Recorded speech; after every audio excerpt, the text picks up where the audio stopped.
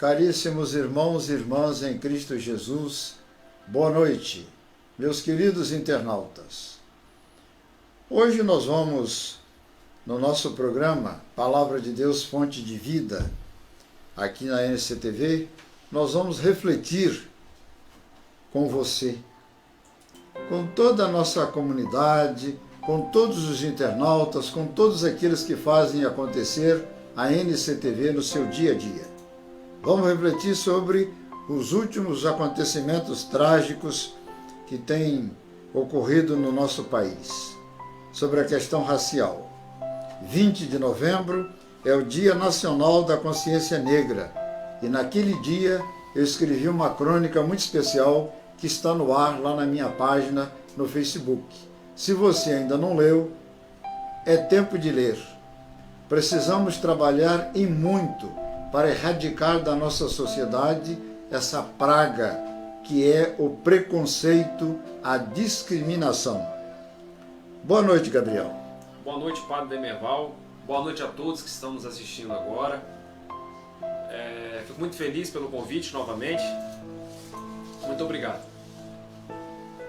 Vamos lá.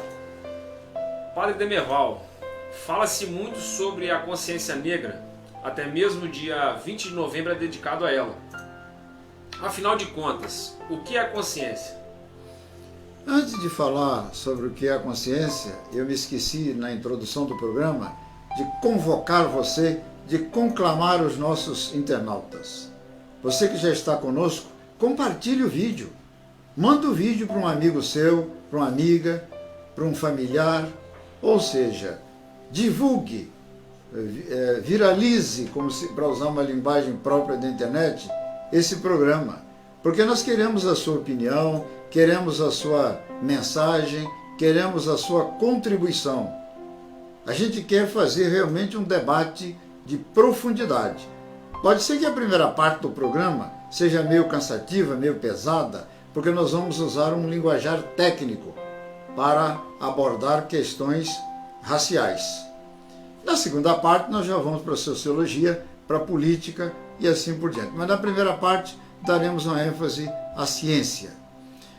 Respondendo a sua pergunta, numa linguajar muito simples.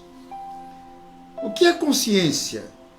A consciência é a percepção que cada um de nós tem de si mesmo, do outro e da realidade que o cerca.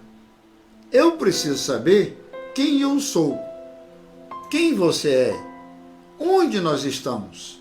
A partir dessas perguntas, dessas observações, a gente começa a analisar como está sendo construída ou construído o nosso relacionamento, a nossa convivência no dia a dia.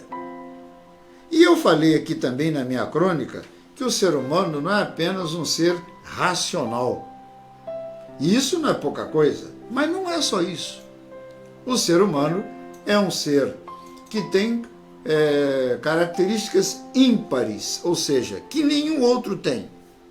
A questão do amor, a questão da boa convivência, a questão da compreensão, a questão da compaixão, da solidariedade. Tudo isso é próprio do ser humano. Mas, infelizmente, algumas pessoas ou alguns grupos sociais estão se distanciando dessa realidade nobre. Ao invés do amor, da compaixão, da ternura, da misericórdia, do carinho, da proximidade, essas pessoas estão criando verdadeiros guetos sectários. O que significa dizer sectário? Separação, apartheid. Então, veja bem, no seu sectarismo criam contravalores violentos e perigosos, tais como a supremacia racial e tantos outros preconceitos. Ora, não existe supremacia racial, porque não existe raça, a não ser a raça humana. Ou quando você se refere ao estudo dos animais e das plantas. Então, no mundo da botânica e no mundo da zoologia, você vai encontrar a questão da raça. Agora, no mundo humano, não. e depois eu vou me explicar por que dessa questão toda que eu estou dizendo que não existe raça no sentido de grupos específicos, porque cor de pele, tipo de cabelo, cor de olhos, estrutura facial do crânio, nada disso fundamenta a raça. Nós vamos ver que raça é uma construção social baseada na sociologia e na política perversa de criar uma estratificação social que leva para a divisão. A palavra correta não é divisão, a falta de oportunidade, essa diferença brutal entre um e outro grupo. Isso é raça. Agora, o que a ciência hoje define, o que a ciência hoje defende é a questão raça humana. E por quê? Porque depois, na segunda pergunta, nós vamos falar sobre a questão da sequência ou do sequenciamento do genoma humano, o estudo da genética. Ora, quando se fala do estudo da genética, você está procurando pela origem da vida, a essência da vida. E o ácido, que é a essência da vida humana, é o ácido desoxirribonucleico, é o DNA. E a sequência do DNA que vai, de fato, identificar a quem nós somos.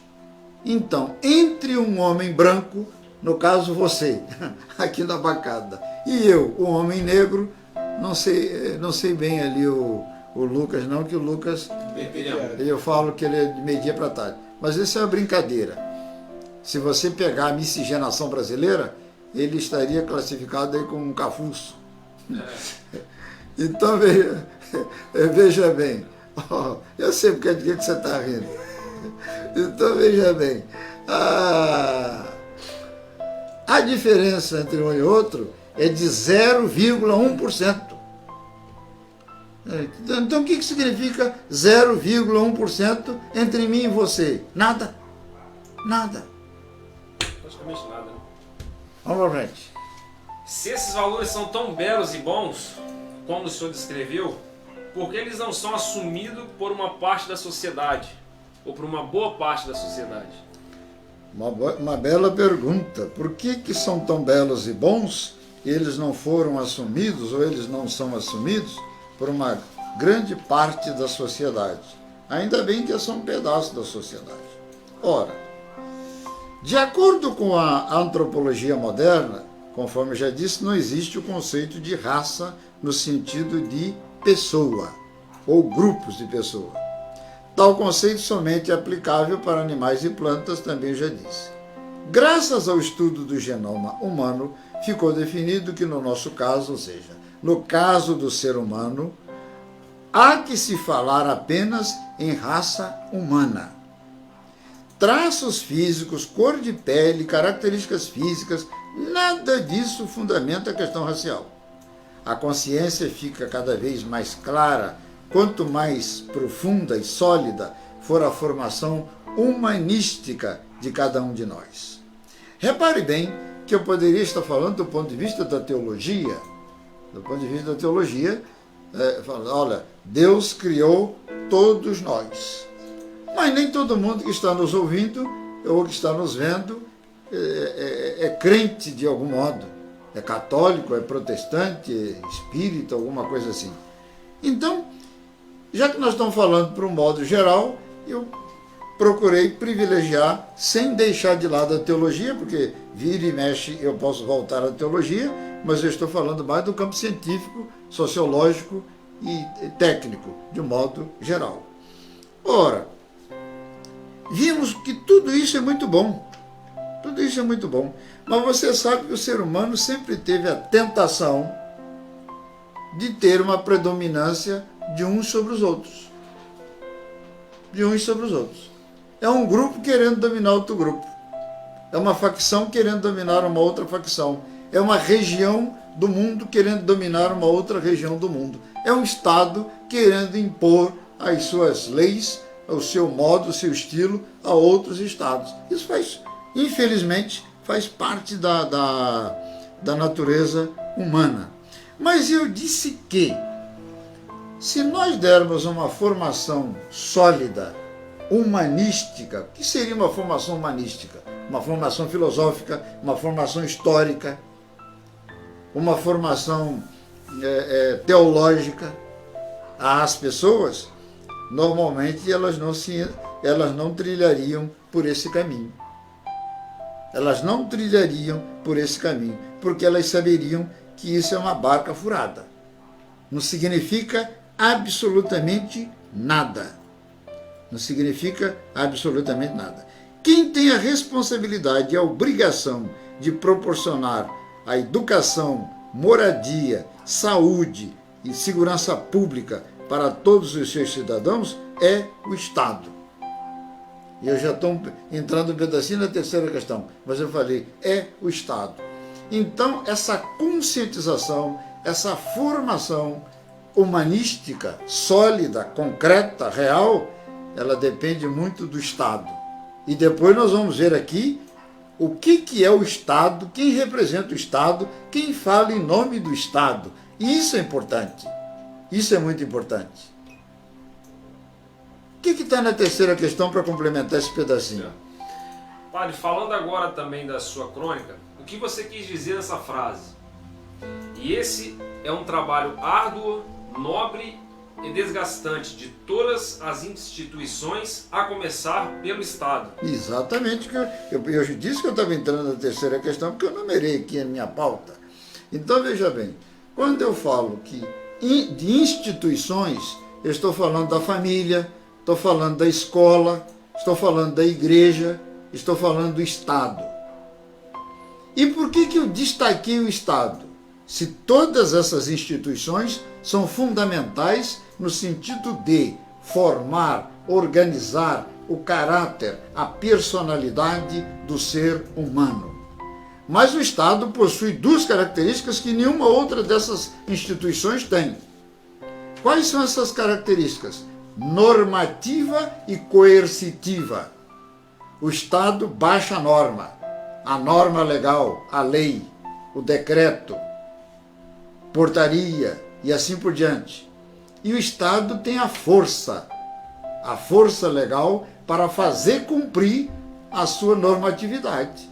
A família não tem, a igreja não tem, a escola não tem, mas o Estado tem. Então cabe ao Estado cuidar disso. Mas antes de chegar nessa norma legal, eu lembrei das funções sociais do Estado. A questão da educação. Dá uma educação de qualidade. Será que o indivíduo que passou por uma formação do primeiro grau, segundo grau, terceiro grau, e ele estudou realmente, e ele pôde analisar, pesquisar, ter um conhecimento bom, ele seria tão tapado de ainda defender essa questão racial no século XXI, quando 99,9% da comunidade científica não apoia mais isso? Você pode pesquisar. A grande maioria absoluta dos cientistas, seja da medicina, seja da antropologia, da biologia, não ampara mais isso. Isso é um capítulo virado da nossa história. Só uma pessoa muito atrasada no sentido da formação ainda é capaz de brigar, de discutir e de levantar essas questões. Tem que dar saúde, o Estado tem que dar segurança pública a todos os seus cidadãos. Junto desse pacote, dar oportunidades iguais, sem discriminação de quaisquer natureza. Outro dia eu vi o senhor vice-presidente da República, Hamilton Mourão, dizer uma questão interessante. No Brasil não tem racismo. Ora, se uma pessoa comum dissesse uma coisa dessa, passaria batido. Mas o senhor Hamilton Mourão não é só o vice-presidente da República. Ele é um homem que tem uma formação acadêmica muito boa. Ele tem uma experiência internacional muito boa. Ele foi adido militar, ele estudou nos Estados Unidos, ele trabalhou em vários países, inclusive na Venezuela. fala o espanhol, se eu não estou enganado, fluentemente. Então, como que esse homem, com toda essa bagagem cultural, diz: no Brasil não tem racismo? E depois, para se justificar, ele acrescentou: o que nós temos é uma profunda desigualdade. Era a palavra que me faltava no começo do programa. É uma profunda desigualdade social. Ora, para que nós tenhamos uma profunda desigualdade social, é preciso que nós tenhamos um profundo preconceito, uma profunda discriminação. Ou seja, não dar acesso igualmente a todas as pessoas. Na encíclica Fratelli Tutti, do Papa Francisco, ele fala disso, que quando uma liderança branca está terminando o seu ciclo de trabalho, uma outra liderança branca está sendo preparada para ocupar o lugar daquela. Para que uma liderança negra não venha ocupar. Eu estou assim saltitante com a organização do governo Joe Biden. Ele nomeou, dentre outras pessoas, uma negra, uma afrodescendente, negra mesmo, não é mulata, não é mais ou menos, não, senhor, é negra, cor preta, para ser a embaixadora dos Estados Unidos na ONU. Olha que maravilha! Tem que acabar com essa pouca vergonha. O Joe Biden nomeou uma mulher negra, realmente negra, para ser a embaixadora dos Estados Unidos junto à ONU. Nomeou um refugiado para um outro cargo, que agora eu não me lembro, para outro posto importante lá no seu futuro governo. Um migrante. Um migrante. Então ele vê todas as pessoas de um modo igual.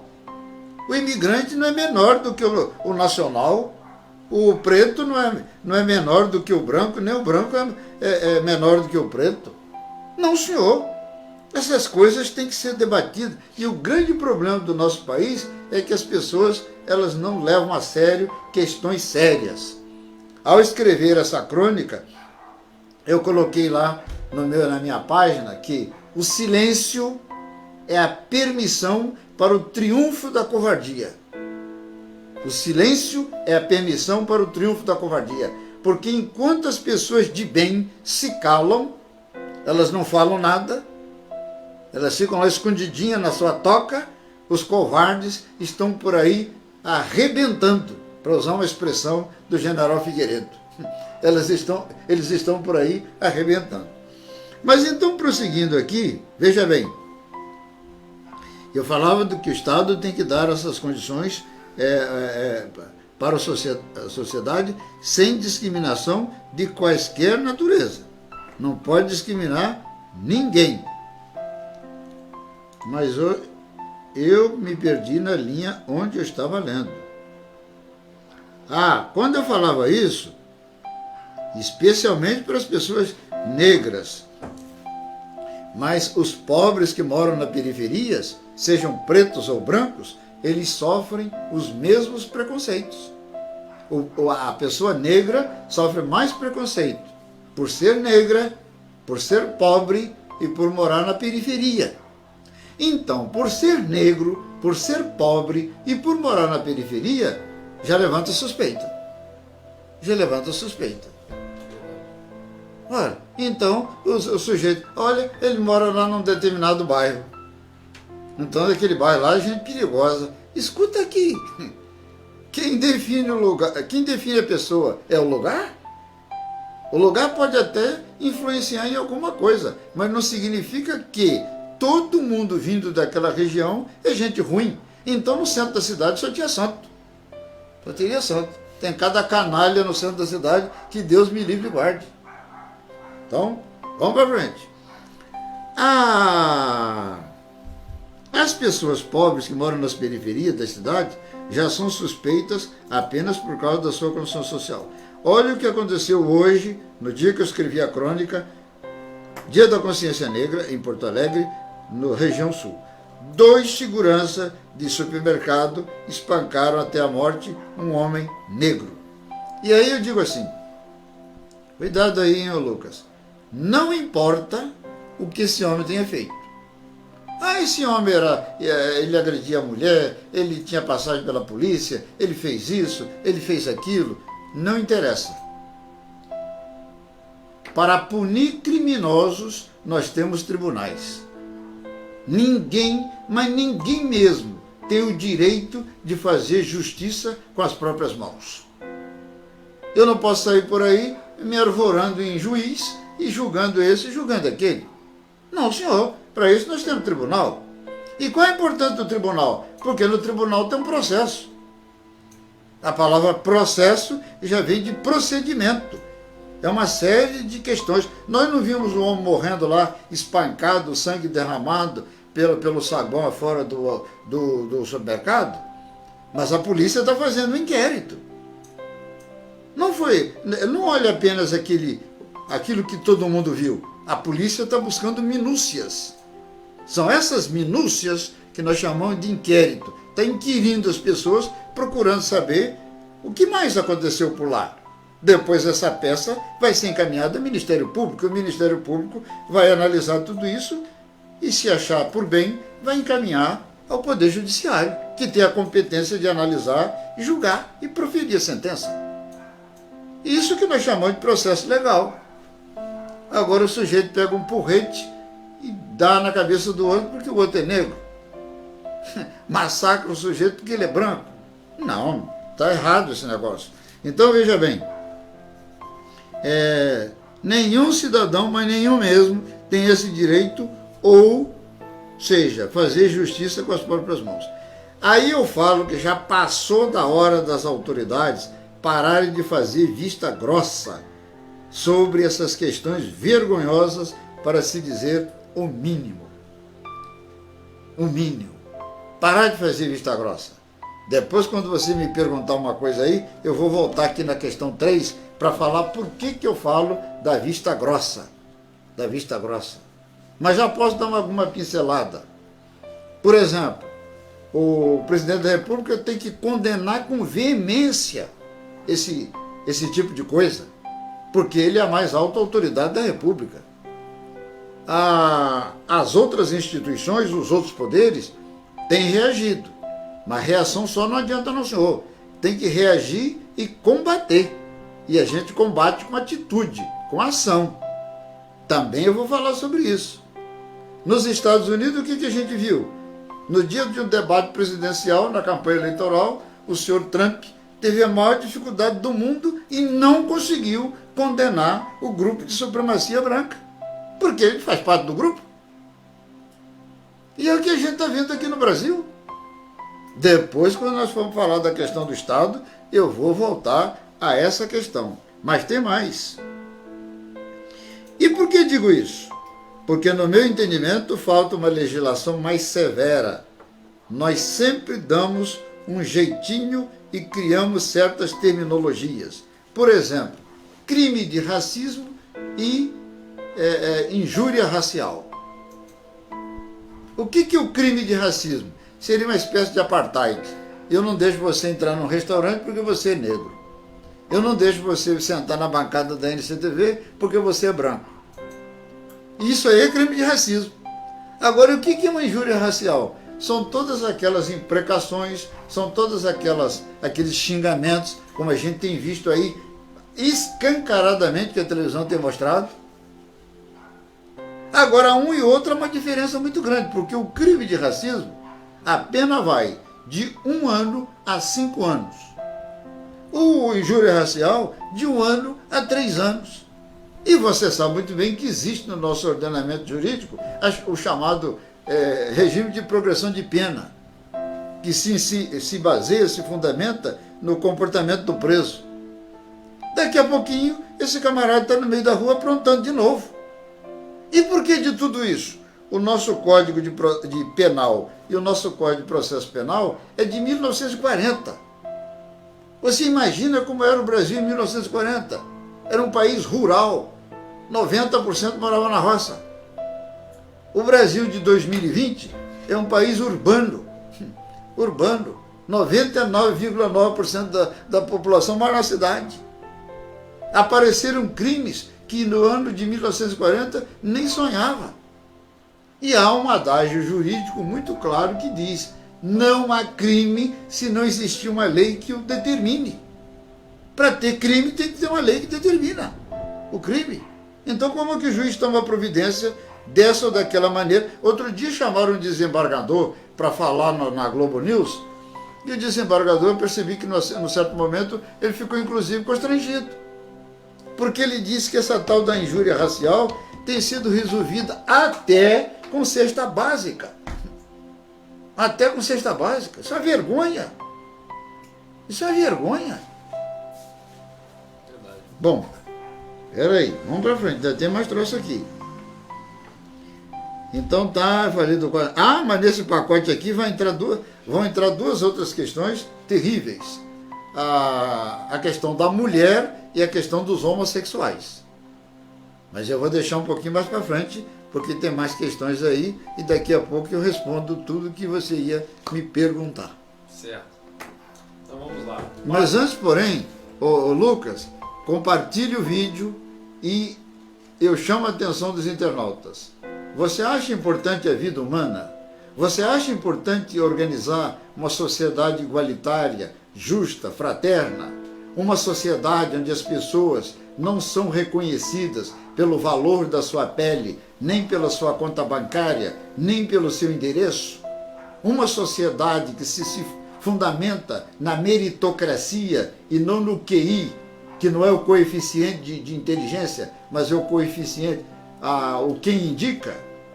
Se você não concorda com nada disso, você quer essa sociedade nova que eu falava há pouco, entre em contato com a gente, manda sua crítica, manda sua pergunta, manda sua mensagem, manda sua contribuição.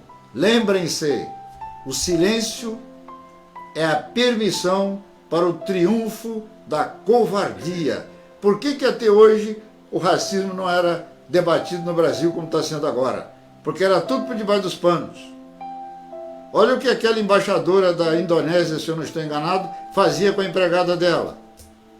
Até que a câmera da própria casa da embaixada acabou mostrando o que acontecia por lá, porque um serviçal da casa acabou entrando na hora que ela estava agredindo a empregada. E vou falar muitas outras coisas que estão acontecendo pelo Brasil afora no decorrer desse programa. Depois você vai ter oportunidade de ver o seu comentário lido aqui na nossa bancada. Vamos lá. Padre, como você vê a questão da mulher e do homossexualismo dentro desse contexto de discriminação e opressão? Nós vamos tirar até a palavra homossexualismo e colocar homossexual, porque o homossexualismo é um estado, uma condição. O homossexual é um indivíduo. Certo. Aliás, certas questões o sujeito tem que ler. Tem que ler. Escuta aqui. A homossexualidade é tão velha quanto a humanidade.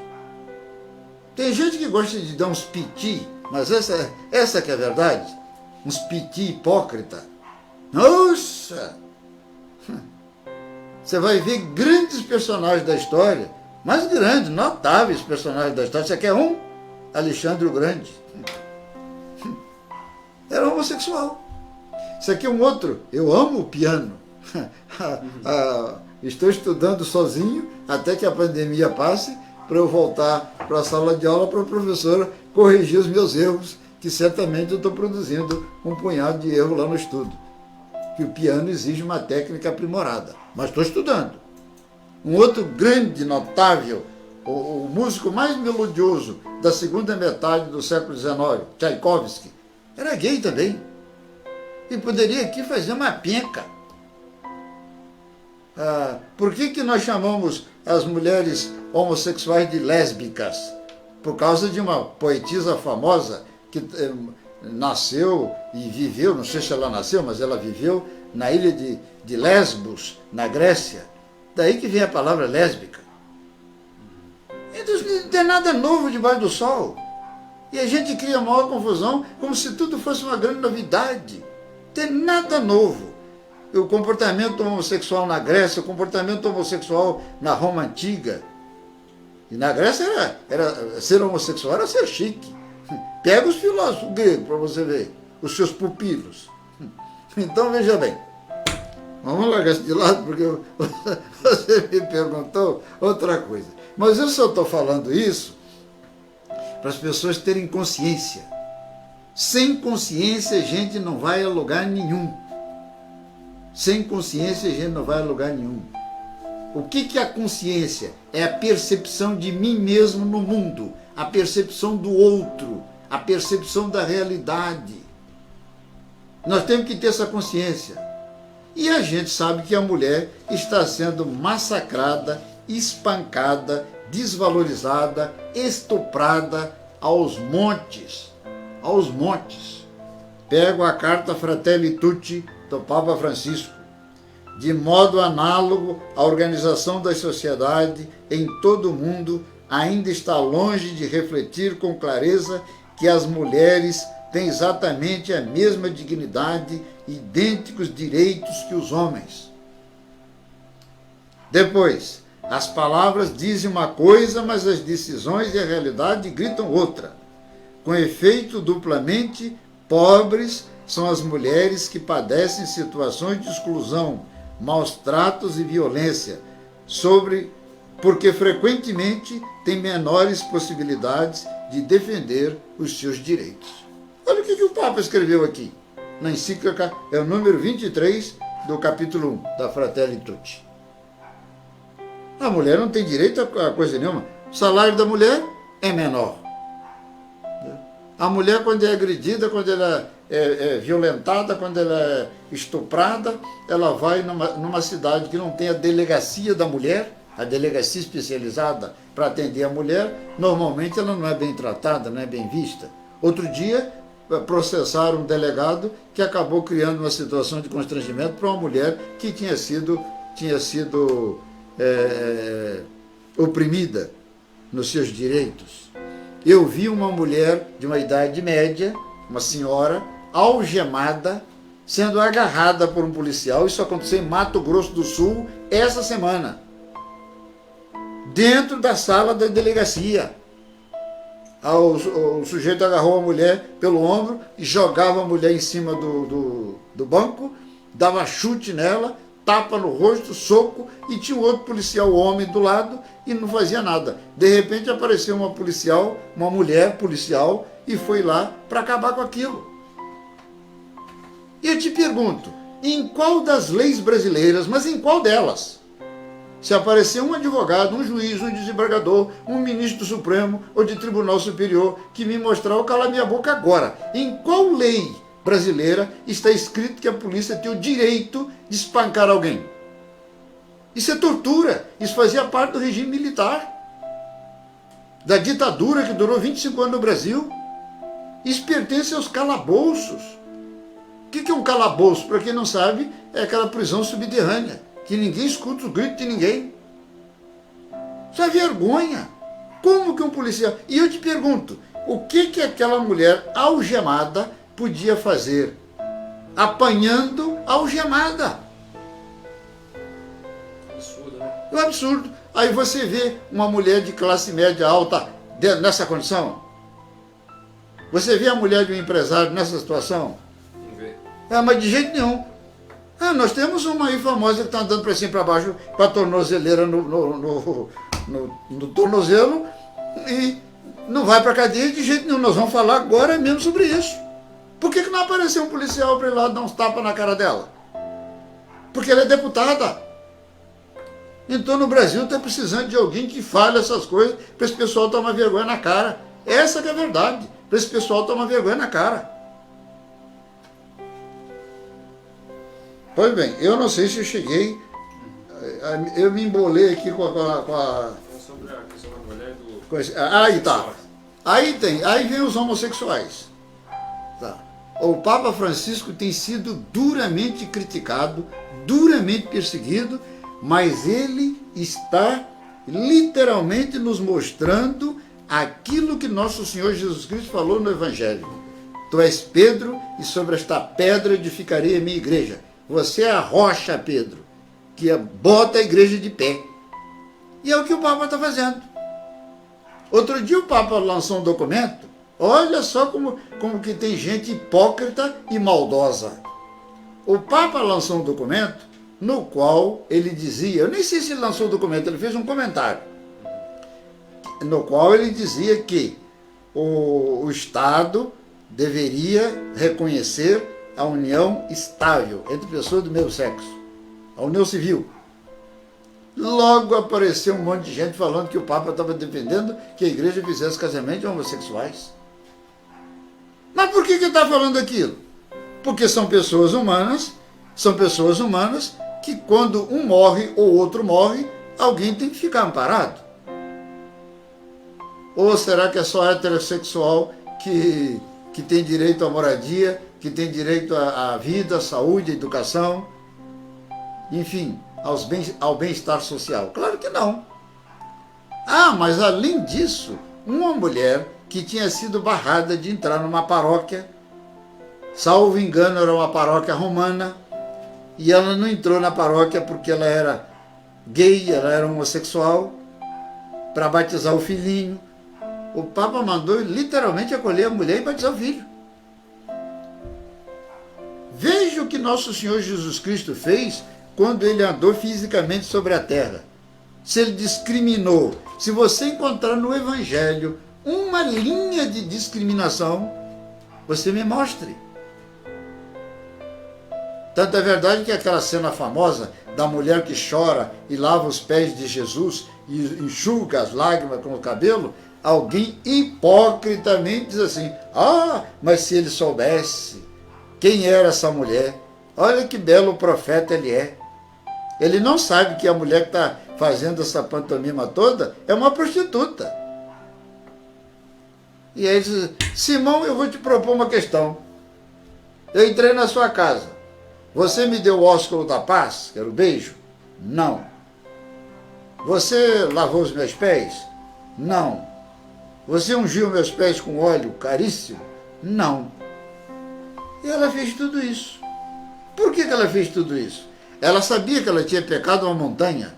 Então Jesus Cristo diz assim, a quem muito amou, a quem muito perdoou, será dado, a quem muito amou, muito mais dado será o perdão. Era uma mulher tremendamente pecadora, mas era uma mulher que tinha um amor muito grande. Então, ela recebeu de Jesus o perdão, ela recebeu de Jesus a acolhida. Ela não recebeu discriminação. E aquele outro caso famoso, da mulher que foi pega no adultério? É gozado. Alguém adultera sozinho? Quem estava na cama com ela? Caiu fora. Lagoa de Itacuja havia navios. E existia na época de Jesus uma lei que dizia que a mulher pega em adultério seria morta em praça pública, apedrejada em praça pública. E aquele pessoal queria pegar, como diz na gíria, matar dois coelhos com uma paulada só. Primeiro, vamos fazer a mulher morrer apedrejada. Segundo, se a mulher não for para lapidação, Jesus vai ser condenado. Você vai fazer o quê? Se você ficar a favor da mulher, você fica contra a lei do império. Se você ficar a favor da lei do império, nós vamos dizer, olha, mas você não prega o amor? A lei do império manda matar com pedra. E agora, José? Jesus não deu confiança para eles, continua escrevendo no chão. Daqui a pouquinho, alguém pergunta, escuta, você não vai fazer nada? Aquele que não tiver nenhum pecado, atire a primeira pedra. Abaixou a cabeça e foi escrever. Quando ele levantou a cabeça, meu caro, não tinha ninguém mais diante dele, a não ser a mulher. E a Bíblia fala ainda que a começar pelos mais velhos, os mais fofoqueiros. A começar pelos mais velhos, os mais fofoqueiros. Então, não importa se o ser humano é brasileiro, é argentino, é suíço, é índio, é africano, seja de onde ele for, de onde ele é. O importante é que ele é um ser humano. Não é o meu sexo que me dá a nobreza da minha pessoa. Não, é a minha condição de ser humano que dá a nobreza da minha pessoa. Não é a questão de sexo coisa nenhuma. Então o homossexual tem que ser bem acolhido na sociedade, bem acolhido na igreja, bem acolhido em todos os espaços. É o que o Papa Francisco está fazendo. Depois eu quero contar uma outra historinha do Papa Francisco aqui, para você entender o trabalho duro, árduo, que ele está fazendo, para ver se coloca um pouco de luz na cabeça dessa humanidade que está pirada de vez. Vamos lá. Vamos lá. Por que você acha que seja importante a reforma do Poder Judiciário? Ajudaria a melhorar esse contexto? E muito, e muito, e muito. Dá um pulinho na penitenciária um dia, para você ver a situação lá da penitenciária. O ministro Gilmar Mendes, que foi presidente do Supremo há algum tempo atrás, disse um discurso inflamado no Supremo, aliás, numa época que ele estava sendo muito perseguido. Eu achei aquilo de um brilhantismo, porque ele era acusado de botar todo mundo na rua, que ele é contra esse... O Brasil também tem outra peste, juridicamente falando, que é o encarceramento. Roubou uma galinha, cadeia. Fez não sei o que, cadeia. E depois não faz mais nada, joga aquele monte de homem lá, tranca a chave. Aliás, depois você vai me perguntar um negócio aí que eu vou explicar o que um sujeito planejou dentro da cadeia. Não dá formação nenhuma, não dá trabalho nenhum, só cadeia. O sujeito entrou para lá um ladrão de galinha, saiu de lá um traficante, um ladrão de aeronaves. Porque a verdadeira escola do crime é a penitenciária brasileira. É a verdadeira escola do crime. Eu falei um dia, escrevendo, defendendo alguém, que aquilo lá era um pântano cheio de jacaré bravo. Era um pântano.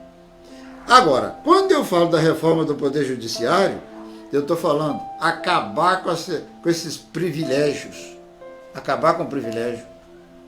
O sujeito comete um crime, ele vai preso. O sujeito empregado comete um crime, ele é demitido.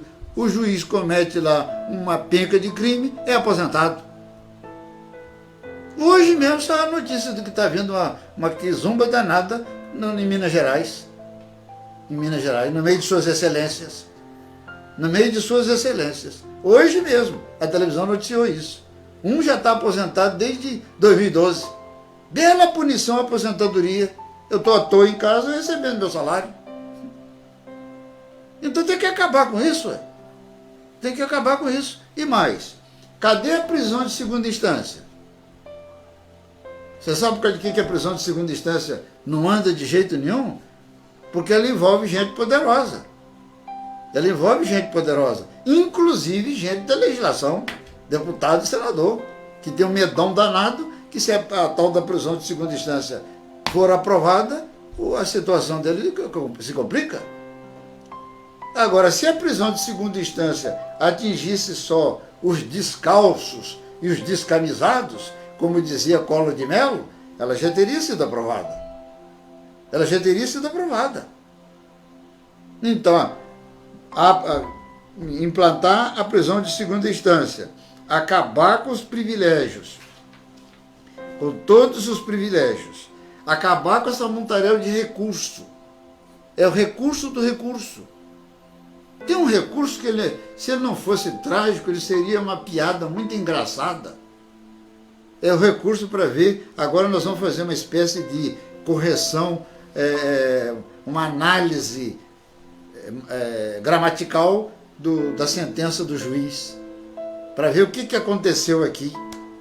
Seria uma piada, se isso não fosse trágico.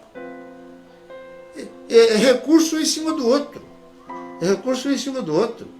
Agravo em cima do outro. Isso tem que acabar. Isso tem que acabar. Outra coisa, foi condenado da segunda instância, vai para a cadeia e responde o processo preso. Não respondeu o processo em liberdade no senhor, responde preso. E mais, se o indivíduo soubesse que ele fosse xingar você, igual uma donzelazinha que eu vi essa semana na televisão, dizendo que você paga para comer o meu resto, e embolou um resto de comida e jogou na direção da funcionária. E eu, ouvindo uma advogada que é especialista em direito criminal, ela estava explicando muito bem essa questão do racismo e da injúria racial. Essa questão da mulher lá entra na questão da injúria racial. É agressão física, agressão verbal. Por que o Congresso Nacional não faz uma lei nova, o Código de 1940? Acaba com ele, faz um Código de 2020, mas que não leve 10 anos discutindo como eles levaram para fazer o Código Civil, porque quando o Código Civil entrou em vigor, foi preciso emendar, porque já estava ultrapassado. Olha, se hoje nós estamos vivendo uma era cibernética, tudo é tecnologia, daqui a pouco o código de papel vai desaparecer. Não vai levar muitos anos que o código não vai ser mais de papel. Ele vai estar lá num chip, no arquivo. E imagina se eu falei que a sociedade de 1940 era uma sociedade rural, uma sociedade de uma agricultura rudimentar, arcaica, braçal. Hoje nós estamos com máquina no campo via satélite, trator guiado pelo satélite, e nós com o código de 1940. Mas o Código Comercial, se eu não estou enganado, ele é do século XIX. O Código Comercial brasileiro é do século XIX, 1800 e alguma coisa. Entendeu? O tributário é mais jovenzinho, é de 1960 e pouco. Ah, pelo amor de Deus, essas questões todas têm que mudar. Se o sujeito soubesse que ele xingasse alguém, que ele agredisse alguém, que ele difamasse alguém, ele ia enfrentar uma barra tremenda de arrancar o pelo dele lá na penitenciária. Ele não ia fazer isso, ele ia pensar 10 vezes antes de dar um tiro, ele ia pensar 1000 vezes antes de fazer um ato de apartheid, um crime racial. Ele ia pensar 1000 vezes antes de bater na mulher, matar a mulher. Está na moda matar a mulher. Infelizmente está na moda matar a mulher. Um feminicídio. Mulher morrendo a toque de caixa. Por quê? As penas são uma piada. Então está na hora do Poder Judiciário ser... Ah, e outra coisa, acabar com tudo que é privilégio. Eu citei a mulher aí que está andando com a tornozeleira eletrônica para cima e para baixo, e a Câmara dos Deputados não dá jeito nela. Por quê? Por causa de uma famigerada palavrinha. Como é? Imunidade parlamentar. Interessante. Eu aprendi que imunidade parlamentar é para garantir o exercício parlamentar. O exercício do deputado ou do senador na tribuna. Ele pode falar o que vier na cabeça dele, desde que não agrida a moral de ninguém. Ele não pode ser preso por uma questão de consciência. Não pode fazer isso. Ele tem que ter liberdade. Senão, como é que ele vai defender a sociedade? Se o deputado está ali para defender a população, se os senadores estão lá para defender os estados, como que eles vão ter cerceamento de liberdade para falar? Agora, tem imunidade para não ser processado, para não ser preso? Só pode ser preso em flagrante? Então, se a polícia não chegou na hora que ele está com a boca na botija, está livre.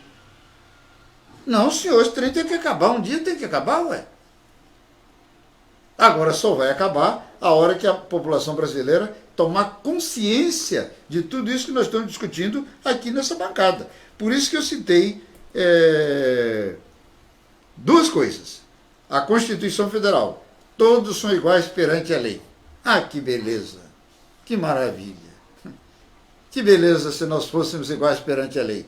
Vai um comum, um pobrezinho, coitado, vai um negro amassar uma multa de um guarda e jogar no chão, como aquele desembargador fez lá em Santos, se eu não estou enganado, para ver para onde ele vai. Ele vai ser preso, algemado, jogado no fundo do camburão, com aquela coisa toda. Como é que não prenderam o desembargador? E a Constituição diz que todos são iguais perante a lei. Ah, meu caro, está na hora da gente começar a falar essas coisas. Por isso que o Papa diz, escreve, mas eles escrevem uma coisa e vivem outra. E aí eu citei um outro importantíssimo, Montesquieu, uma ameaça feita a um ser humano, uma agressão feita a um ser humano, é uma ameaça à humanidade. Porque em cada ser humano está a humanidade inteira. Se eu agredir você, eu estou agredindo a humanidade. Porque em você está a humanidade toda. Ô Lucas, tem gente na linha, não tem ninguém. Eu quero saber o que esse povo está pensando. Se eles vão fazer alguma coisa, se não vão fazer nada. Depois eu vou falar uma coisa que eu comentei com Glícia hoje à tarde. Eu pedi Glícia para partilhar, comunicar sobre a importância desse programa. Tem bastante gente vendo, mas está tudo quieto. Esse povo... Depois também eu quero contar, bastante gente vendo, mas todo mundo quietinho. De novo eu quero te dizer, o silêncio é a permissão para o triunfo da covardia. Tem tantos covardes pondo a cara na reta, porque aqueles que deveriam fazer alguma coisa estão caladinhos, estão quietinhos, no buraco, na toca, escondido. De preferência com a cortina puxada. Vamos lá, meu caro, enquanto essa gente sai da toca. Vamos lá. Padre, para terminar por hoje, explique o que é partido de esquerda e partido de direita. E mais, o que é nazismo e fascismo. Olha que coisa, é uma verdadeira bomba. Verdadeira bomba. Olha aqui, deixa eu voltar aos meus escritos da crônica. Esse negócio de ideologia de partido de direita e partido de esquerda surgiu na Assembleia Nacional Francesa em 1789, durante a Revolução. A Assembleia estava discutindo ainda os processos revolucionários, então tinha aquele grupo de deputados partidários do rei, sentava à direita. Os que estavam em cima do muro, sentavam no centro, o centrão. O centrão é desde o século XVIII, hein? Ele estava em cima do muro, ele não queria dar piada, então ele sentava no centro. Aqueles que estavam com o machado na mão, pronto para entrar na guerra, sentavam à esquerda. Então, por isso que até hoje a esquerda carrega essa pecha de ser revolucionária. Agora, tem duas palavras que também o homem que não lê, que não faz pesquisa, que não aborda questão nenhuma, não sabe. O fundamento da esquerda é a igualdade. O fundamento da direita é a liberdade. Agora nós temos que saber que tipo de liberdade a esquerda apregoa. A esquerda apregoa. Quer dizer, nós estamos, por exemplo, no Brasil hoje com um governo dito liberal. Liberal. Qual uma das marcas do governo liberal? É a privatização. Estado mínimo. Estado mínimo. Esse era o discurso do senhor Paulo Guedes, o Estado mínimo. Agora, outro dia, vi o senhor Paulo Guedes quase chorando, dizendo que 2 anos de governo não conseguiu privatizar porcaria nenhuma. Por quê? Ele percebeu que na prática não é do jeito que ele pensa. O chefe dele deu de braço com o Centrão, que é o partido do centro que eu falava lá na Revolução Francesa. Então, por que da esquerda? A turma da esquerda combatia a monarquia. A monarquia. A turma da esquerda queria ver a cabeça da monarquia na estaca. A turma da direita defendia a monarquia. A turma do centro estava olhando para ver o que ia acontecer. E até hoje está assim. A esquerda, a direita, o central. Tá bom. E aí você me entra com esse negócio do... Você me entra com o negócio do nazismo e do fascismo.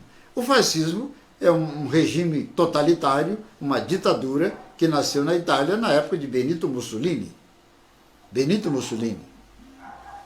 E que acabou dando de braço com o nazismo. Daí a expressão nazifascismo. O nazismo é um partido copiado de uma sigla do Partido dos Trabalhadores Alemães, o nazi. Daí, depois o nazismo. E, por incrível que pareça, o plano de governo, o estatuto, aliás, não é plano de governo, o estatuto do nazismo foi escrito na prisão por Hitler, porque Hitler quis dar um golpe de Estado lá antes da hora, ele não planejou direito, acabou preso, e na prisão ele escreveu o estatuto que virou a base do nazismo, que se fundamenta no totalitarismo, no egoísmo absoluto, mas não é egoísmo racial, sobretudo contra os negros, os ciganos, os judeus, mas de preferência judeus. Foram mortos 6 milhões de judeus no Holocausto. E é interessante também lembrar que tudo isso que nós estamos discutindo aqui, que não é nada novo debaixo do sol, surgiu por causa do ódio. A Alemanha tinha perdido a Primeira Guerra Mundial, humilhada, teve que pagar uma indenização brutal, estava na bancarrota, depois vai receber grandes, vultosos investimentos dos Estados Unidos, se desenvolve, melhora de vida, mas sempre guardou ressentimento. Em 1929, há uma bancarrota nos Estados Unidos, a bolsa quebra, a Alemanha foi junto. E no meio desse caldo de ódio, de ressentimento e de miséria, surgiu a figura de Hitler. Até então, quem segurava o cabresto para Hitler não ir além dos limites era o presidente Hindenburg. O presidente Hindenburg faleceu. E quando o presidente Hindenburg falece, Hitler era o chanceler, disse, agora é a minha hora, agora chegou a minha vez. Ele já era o chanceler, se tornou presidente e, além de tudo mais, Führer. Essa expressão Führer, em alemão, significa senhor e chefe de todos os alemães. Senhor e presidente de todos os alemães. Então ele mandava e não pedia. E começou, então, a desencadear o processo que acabaria por desembocar na Segunda Guerra Mundial, porque a ideia do Hitler, baseando-se na questão racial, era ocupar o mundo todo, a começar por várias regiões da Europa. Qual a raça pura? Qual a raça, eu diria, que tem a essência da humanidade na visão de Hitler? A ariana? Os alemães?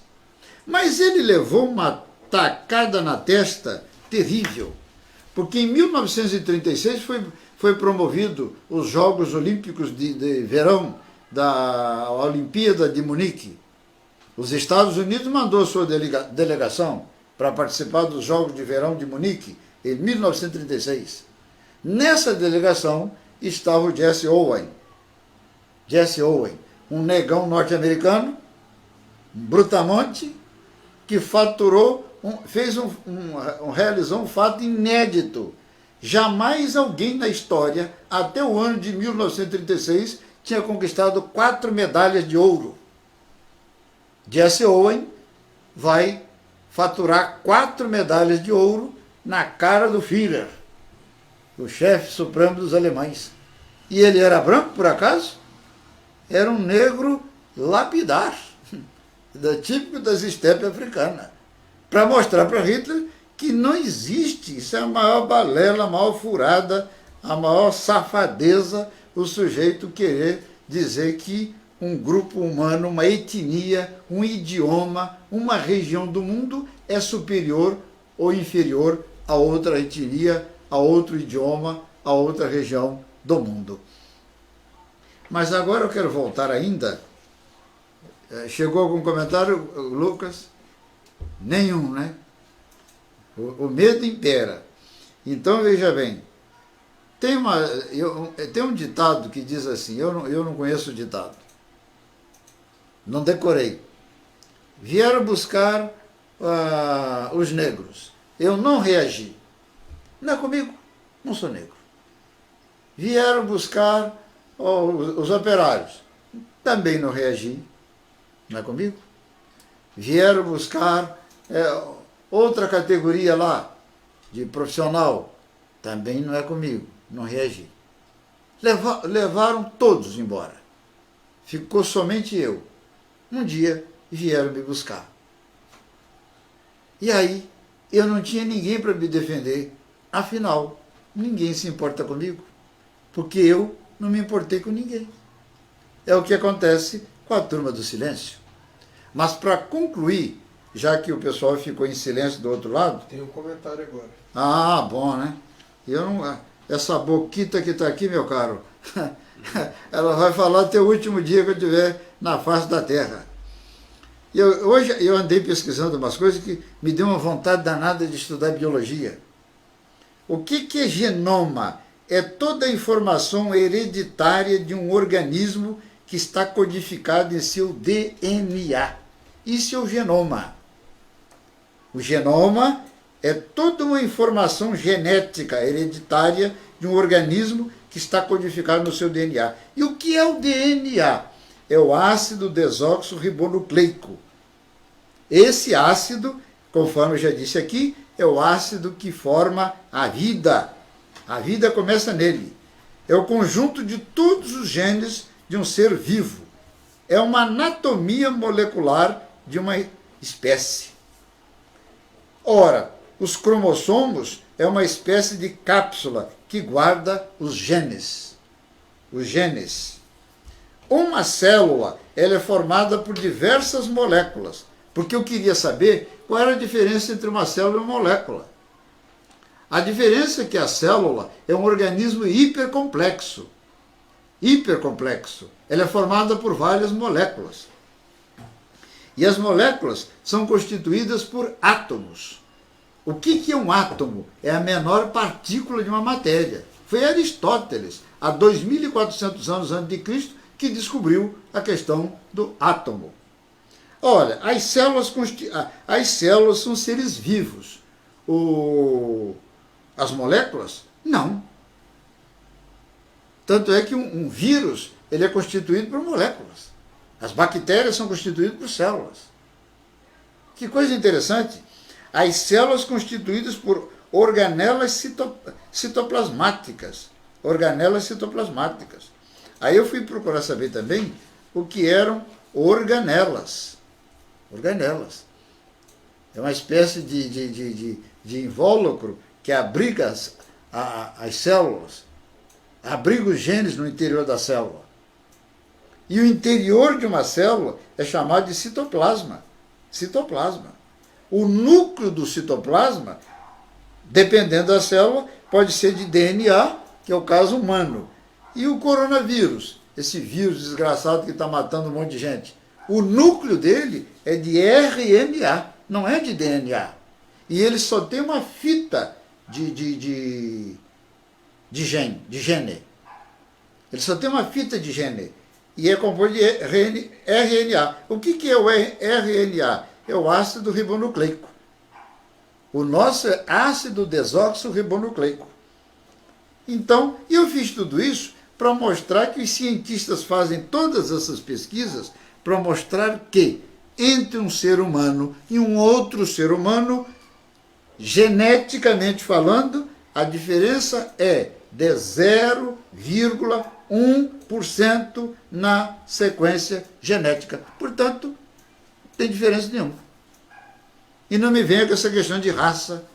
Eu sou da raça A, outra da raça B, eu sou da raça francesa, da raça negra, da raça alemã. Isso é tudo uma invenção da sociedade para estratificar a sociedade, criar guetos dentro da sociedade, de uma parte que é desenvolvida, outra parte que é subdesenvolvida, uma parte que é muito igual, outra parte que é profundamente desigual.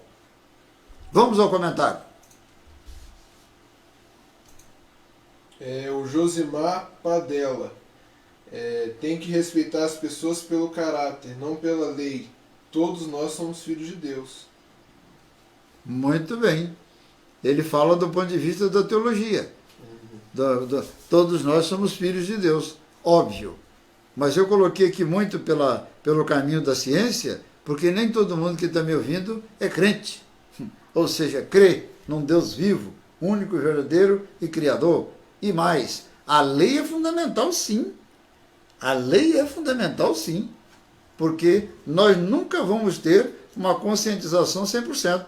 Sempre nós vamos ter alguém que vai nos olhar de esguelha. E para isso é preciso uma lei. Por isso que eu estou dizendo, o Congresso Nacional tem que agir, sim, senhor.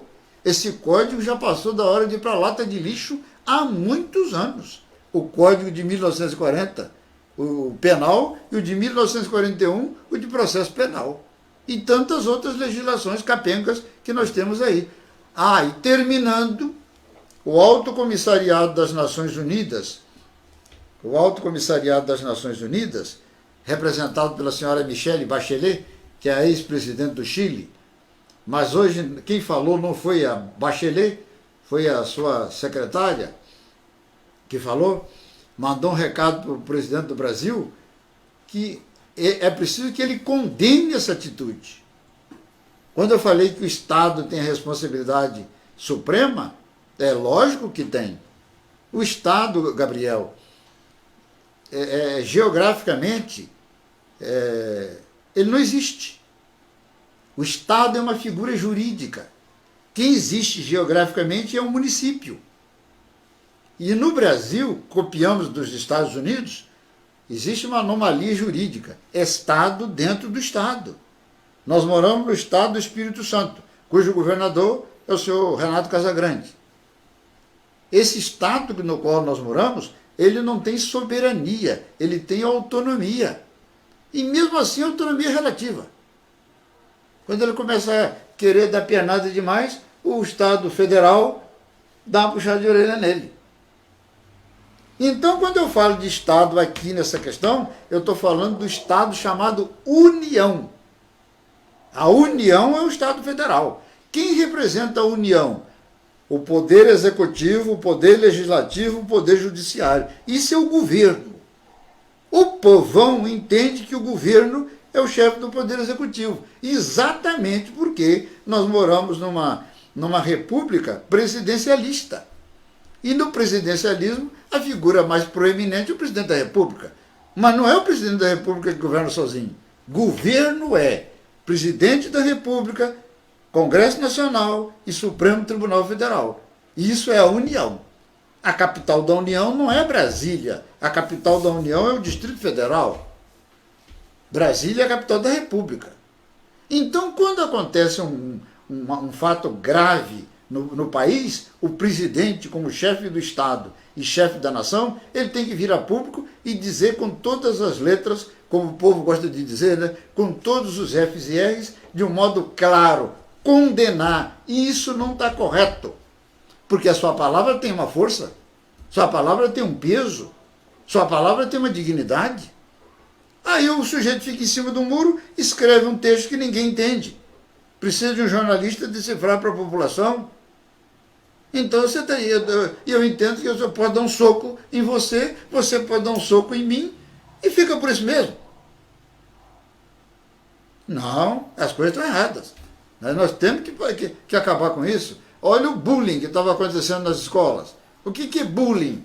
Essa palavra feia lá do estrangeiro, do inglês, que se você lê depressa vira bully no nosso idioma.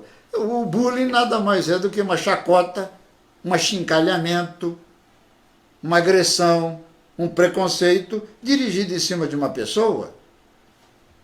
Então tem que coibir esse tipo de coisa, sim senhor, e são as autoridades que têm que coibir. São as autoridades que têm que coibir. Se elas começarem a falar numa direção, o pai de família vai falar, a mãe da família vai falar, os irmãos vão falar, os professores vão falar. A mesma coisa é a igreja.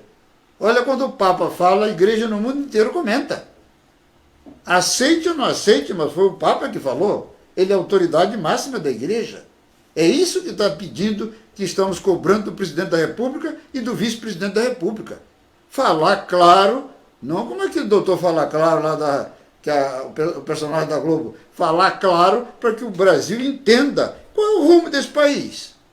E outra coisa também que virou a piada, o presidente dizer que nós importamos essas ideias de fora. Como que nós importamos essas ideias de fora? Vou te contar uma historinha. Essa tem a ver comigo, não tem a ver com o João Alberto, não tem a ver com o George Floyd, tem a ver comigo. Eu fui dar palestra numa determinada cidade, quando eu era assessor diocesano da Pastoral Familiar. Como assessor diocesano da Pastoral Familiar, eu era responsável pela espiritualidade e pela reflexão de tudo que relaciona-se à família, tanto no plano da CNBB, quanto dos documentos da Santa Sé. Então as dúvidas que a professora Júlia tinha, que era uma pessoa notabilíssima, foi talvez, sem nenhum demérito, uma das maiores, se não a maior coordenadora de pastoral familiar que essa diocese já teve, a professora Júlia. Nós fizemos congressos memoráveis de 500, 600 pessoas, juntando Minas e Espírito Santo. Pois muito bem, cheguei no lugar para dar uma palestra, cheguei 10, 15 minutos atrasado. Fui recebido com aquela salva de palmas, e o nosso padre que chegou para dar a palestra pela EPP. E a palestra grande. Eu falava a manhã inteirinha, vinha o almoço, descansava, voltava, falava mais 1 hora para realizar o plenário e concluir. Tá, tudo correu às mil maravilhas. Na hora do almoço, quando cheguei no refeitório, alguém segurou no meu braço, com os olhos cheios de lágrimas, e disse assim: Padre, eu tenho que te pedir perdão. Eu cometi um pecado hoje de manhã que eu não poderia ter cometido o que eu cometi. E eu disse assim: mas eu vou te perdoar de quê? Você não me fez nada? Assim, o senhor é que pensa, mas eu sei que eu fiz. Quando o senhor entrou pelo salão, eu futuquei a minha mulher e falei com ela assim: bem que eu poderia ter dormido um pouco mais, aproveitar algumas horas mais de sono, esperava que viesse um palestrante para cá, para dar uma palestra digna para nós, me manda esse padrezinho negro para cá. Mas eu tampei a boca dele com o padrezinho negro, porque ele mesmo me disse, cada palavra que o senhor falava lá, eu tinha vontade de enfiar minha cara debaixo da cadeira. Cada palavra que o senhor falava, eu tinha vontade de esconder minha cara debaixo da cadeira. Ninguém viu isso. Deus viu. E ele ficou tão amargurado que ele veio até mim chorando, pedir perdão. Mas eu te conto outra. Dessa vez foi em São José do Calçado. Eu estava na varanda do casarão que eu reformei, que ficou um palácio lindíssimo. Aquela casa que era uma república de estudante. Mais ou menos por volta das 4:30 da tarde. Chega diante de mim um rapaz branco, ele estava pálido, que você não enxergava um sinalzinho de cor vermelha nele. E para falar comigo, ele agarra a grade do jardim. Ele segura com as 2 mãos e fala cansado: Padre, eu preciso de 3 coisas. Um prato de comida, pelo amor de Deus, eu estou morrendo de fome. Um lugar para dormir, porque amanhã eu pretendo continuar o caminho e chegar até Cachoeiro do Itapemirim. Ele vinha de São Paulo, a pé. A pé. Eu não conhecia o sujeito, ele estava com a mochila nas costas. A minha cozinheira já tinha ido embora. Minha querida Raimunda já tinha ido embora. Mas naquele tempo eu não morava sozinho, eu tinha os meninos lá. Então eu disse para ele: entra. Abriu o portão, era um portão eletrônico, apertei o controle, ele entrou, suando sem parar, de tanto que suava. O homem comeu 2 montanhas de comida dessa altura. Telefonei para o coordenador da matriz, não me lembro agora, não me recordo bem o nome, não sei se era Leomar ou Cleomar, o rapaz da matriz. Pedi: arranja uma pensão para esse rapaz ficar. Arranjamos o dinheiro para pagar a pensão, arranjamos o dinheiro para a passagem. Na hora que ele ajeita a mochila nas costas para me agradecer, ele pergunta assim: quem é o pároco dessa paróquia? E eu disse: você está diante dele. Ele falou assim: o senhor me perdoe. Quando eu pedi para o senhor um prato de comida, eu achei que o senhor fosse o caseiro. Eu achei que o senhor fosse o caseiro. Por que ele achou que eu era o caseiro? Porque eu sou negro. Então negro não podia ser o pároco. O negro tinha que ser o caseiro, o pároco tinha que ser um branco. E ele morrendo de fome. Ele morrendo de fome. Ele tem essa mentalidade. Então por isso que nós temos que lutar, sim senhor, e eu não vou medir esforços, usar a NCTV para mandar o meu recado para quem de direito. O Brasil tem que parar de falar com meia boca. O Brasil tem que parar de covardia. Falar o que tem que falar e cobrar dessas autoridades tudo que nós temos que mudar. Por isso que eu terminei a minha crônica com a Revolução Francesa. Eu vou... Comentário. Bom, os comentários começam a chegar. Era assim no tempo que era pároco, meu caro. Metia o pau na igreja, a igreja andava, se mexia. Então veja só, eu citei a Revolução Francesa no fim do meu comentário. Hoje em dia, o sujeito ganha 39 mil, 40 mil reais por mês, tem auxílio moradia, auxílio paletó, auxílio não sei de mais o quê, verba de gabinete, passagem, tudo. Ou seja, é o parlamento mais caro do mundo. Esse é o parlamento brasileiro. E o próprio presidente falou outro dia que ele tem o tal do cartão corporativo, pode gastar 24 mil reais por mês sem dar satisfação a ninguém, sem acertar conta com ninguém. 24 mil reais por mês. Aí eu te pergunto, o que é isso? Ah, e outro dia atacaram lá o Supremo porque fizeram uma lista que os ministros tinham que estar comendo caviar, lagosta. O lanche dos ministros tinha que ter lagosta. Muito bem. Continuem comendo lagosta, continuem com seus cartões corporativos, continuem com suas verbas de gabinete. Já aconteceu aqui pertinho de nós. Eu não sei se foi no Chile, não me lembro. Vamos economizar a verba para o ano que vem. Vamos economizar despesa para o ano que vem. Meter a tesoura nos pobres. Depenar os pobres. Você sabe o que os pobres fizeram? Tacaram fogo no parlamento. Rapidinho, o projeto, o orçamento do ano que vem foi anulado. Vamos fazer outro. Foi o que aconteceu com a Revolução Francesa.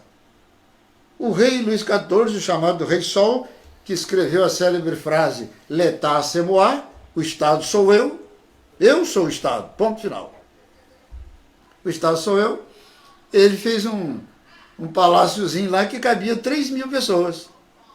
São os seus cortesãos, 3 mil pessoas. Foi morar com ele em Versalhes. Tá, muito bem. Privilégio em cima de privilégio. O dia que o povo francês resolveu, por que você acha que 14 de julho é o Dia Nacional da França? Igual o nosso 7 de setembro. Só que o nosso 7 de setembro é uma nebulose. Ninguém sabe de que jeito que ele aconteceu. Mas a França sabe. Como que aconteceu o seu 14 de julho? O 14 de julho dela foi com a tomada da Bastilha, meu caro. A libertação de todos os presos, político ou não. E a partir dali entrou uma lei do cão, que era a guilhotina. Uma das primeiras cabeças a rolar na guilhotina foi do rei. E depois da mulher dele. E de cabeça em cabeça, a França construiu o Estado moderno.